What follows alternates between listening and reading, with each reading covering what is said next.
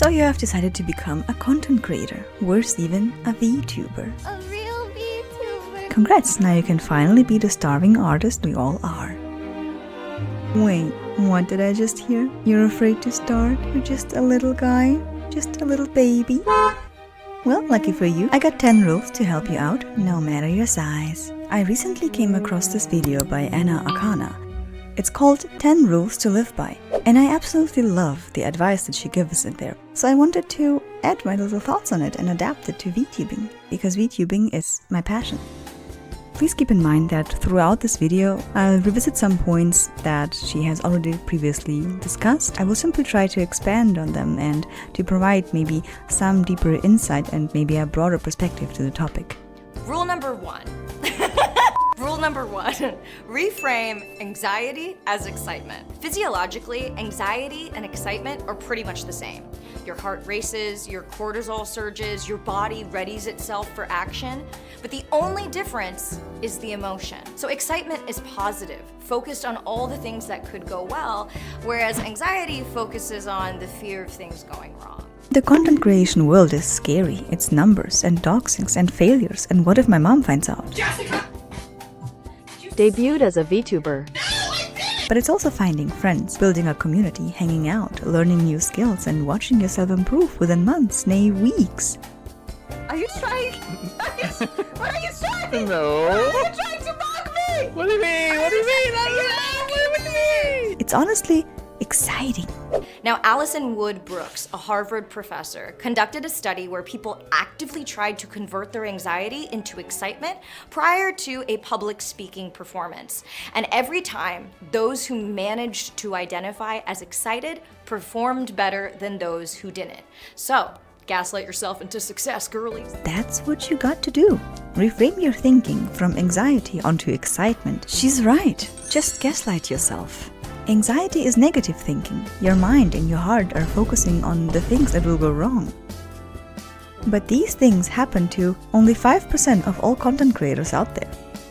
We as humans tend to remember the bad things more than the good ones. And that's why you need to focus, actively focus on how exciting and amazing and friendly other content creators will be.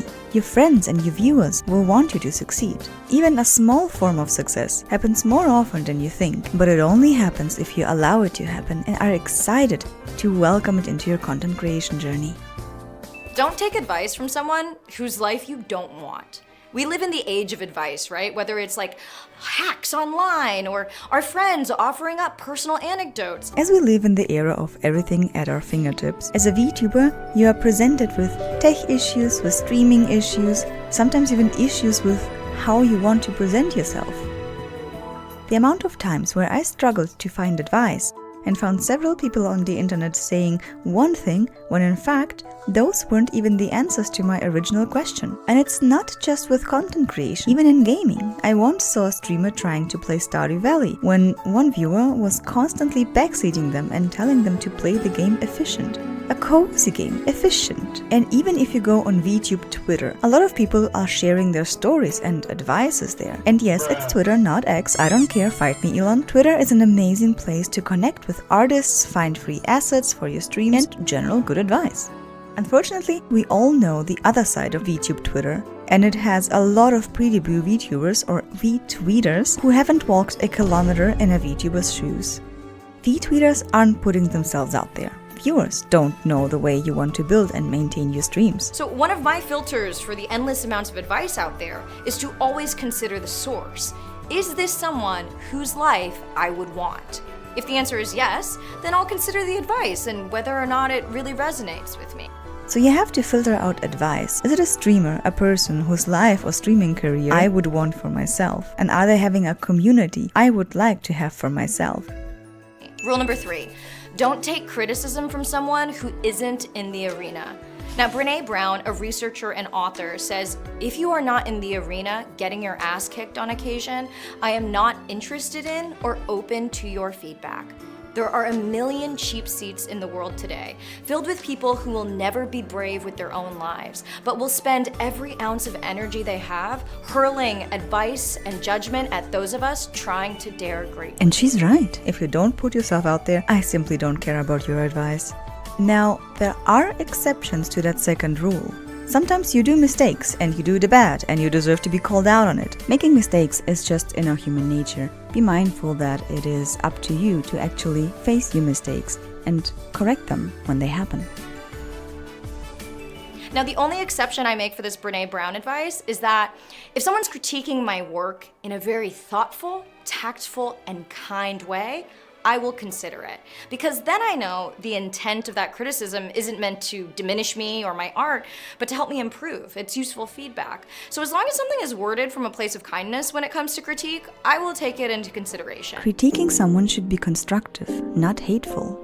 Media literacy is dead, so people jump on all opportunities to create drama, and thus you have to filter out the haters. If you want to grow as a streamer, you should make a stream schedule. And then I got so much hate on that video because everybody in the video was all of a sudden like, you hate disabled people. You hate people with families. You hate single mothers. And I was like, wait, what? When did I ever say that? You guys? Sadly, this also applies to your friends. I've read about VTubers who only then figured out who their friends truly were, because they didn't support the VTuber in the first place, and even talk shit behind their backs.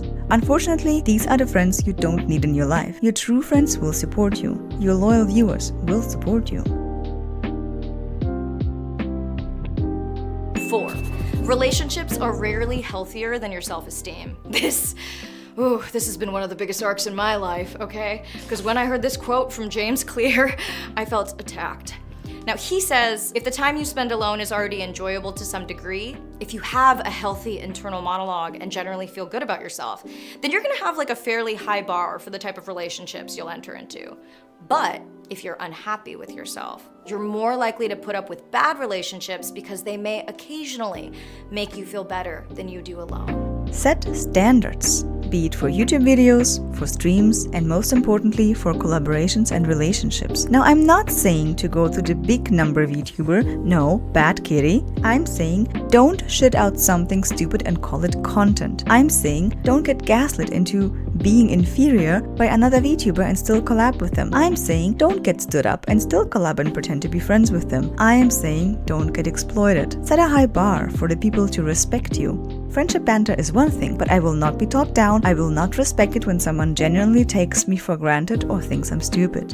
Even if you have a lower self-esteem and consider everyone else to be better than you. Believe me, I've been there. Every person out there knows something you don't. And that applies to you too. I'm over 9,000% sure you out there know something I don't. And that already makes you a little bit better. Don't be hard on yourself. Be comfortable with yourself.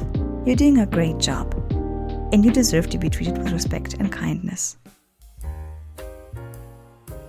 Fuck the standards. Throw shit at the wall and see what sticks. But what I mean by that is try out different things. I started out streaming and it worked for a while. I learned things. Then I started doing YouTube. Learned a few things there. And one video apparently got recognition even if it was horribly edited. By the way, I have a little collab on that video, by the way. Go visit my tiny friend here and check it out. I tried skits, funny gaming edits, and now I'm kinda doing video essays. It's bad to not just stick with one thing, but spread yourself out. But I still have no idea what to do long term. 5. Don't be afraid to be bad. You're normally bad at things when you first start them. Like, actually, we should relish being bad. And the worse we are, the more growth we get to have. I think so many people let the idea of like being bad or being cringe stop them from going after the things that they want to try or do, because they don't realize that like being bad is actually step number 1 to being good. Being a VTuber is cringe, but it's fun cringe. Don't be afraid to be bad or cringe, not just in first, but in general. Being good at something starts with being bad at something, and it's just like having good taste, because having good taste means you have shit taste at first. Be cringe. It's freeing. Boundaries are communication, not silent stonewalling. I am an advocate of always having the hard conversation to the people who matter to you. And depending on how they react and whether or not they change their behavior, that's gonna tell you everything that you need to know. If people respect your boundaries, they're amazing. Now, this one is kinda continuing on the standards. You have to communicate clearly what you are okay with and what goes against your beliefs, schedules, and triggers. When collaborating with other creators, make sure to have this hard conversation. For example, if your collab partner does something you don't like, absolutely ask them in their DMs why they did it and how that affected you negatively. Don't make drama, it's a bad look. The same goes for your time management, your family matters, and academic pursuits. If people are not taking your boundaries seriously, it just means they're very much disrespecting you. The same applies for you viewers. When streaming for your audience, make sure to ban and restrict hate speech, or just anything you are uncomfortable with. This might also include political themes and current events. This is all about you, your mental health, and how you can protect it. 7. Respond. Don't react. Practice emotional regulation. A sinking ship isn't sinking because it's immersed in water. It's sinking because of the water it lets in. So learn how to protect your energy and mood against the external factors of the world, because the world is on fire. When in panic mode, for whatever reason, refrain from acting emotionally on a whim. Don't react to haters before you have found out where the hate is coming from and is it even justified. 8. When you are upset, don't text, don't tweet, don't kill yourself. One of my best friends and I have this mantra. Anytime one of us is going through a crisis, we're like, okay, don't text, don't tweet, don't kill myself. Which basically means don't make rash, impulsive decisions in a state of emotionality. Twitter is the worst place to act on impulsively. Take your time, watch ContraPoint's video on canceling 5 times in a row, and then write your thoughts down and reflect. 9. The answer is probably simpler than you think. Did you not get enough sleep? Have you had enough water? Have you been sitting in the dark all day? You are a plant. Where's the sun? Are you getting ample rest? Do you need a little treat or a little snack? Usually, improving upon one of these very simple pillars is all it takes to drastically improve your mood. Every anime waifu you see online, with exceptions, is human. We need food, water, sleep, and sometimes a hug. A lot of times I find myself in a big rut because something doesn't go as well as I wanted it to go. A walk in the park with some lo-fi or no music at all in the sunlight usually solves a huge emotional knot in me. Sometimes it's just that easy, and sometimes taking 1 week or even a month off from content creation is worth it. And finally, 10. Don't underestimate 15 minutes a day. The compound interest of your actions is powerful. 1 page a day is a screenplay every 9 months, or a novel every year. Most people think, well, if I only have 15 minutes to dedicate to my project today, it's not even worth doing. But sometimes all you can get done each day is 15 minutes. Our life is a season, and those 15 minutes over time, they add up. VTubers and content creators are not just full-time streamers. Some of us have full-time jobs, others have children and pets, others have to take care of sick relatives, and even others have disabilities that prevent them from streaming 11 hours in a row. But that should not keep you down. Sometimes our mental state doesn't allow for more than 10 minutes a day. And that's okay. The key here is consistency. It gets better, but you have to do it every day. So, these are my 10 rules to live by, but take what resonates and leave what doesn't. Now, as much as I love all of Anna Akana's rules, I would add one last additional 11th rule to this list. A bonus, if you say so. Your trauma and past experiences are no excuse to behave like a bitch. We all have a little baggage to carry, and your trauma is valid. Still, understand this does not mean that you can go and harass others who haven't experienced the same. People's lives are different, and people's life stages are different. If you want to educate people on issues that have happened to you so that it doesn't happen to them, great, amazing, raise awareness, go slay, I guess. But do it in a calm, collected and wholesome manner. Don't harass, don't push your beliefs onto others, and don't trauma dump. And with that, I hope you guys can start on your journey into VTubing and streaming in general. Remember, your model is just one tiny part of the bigger picture. That is your content, your personality, and your community.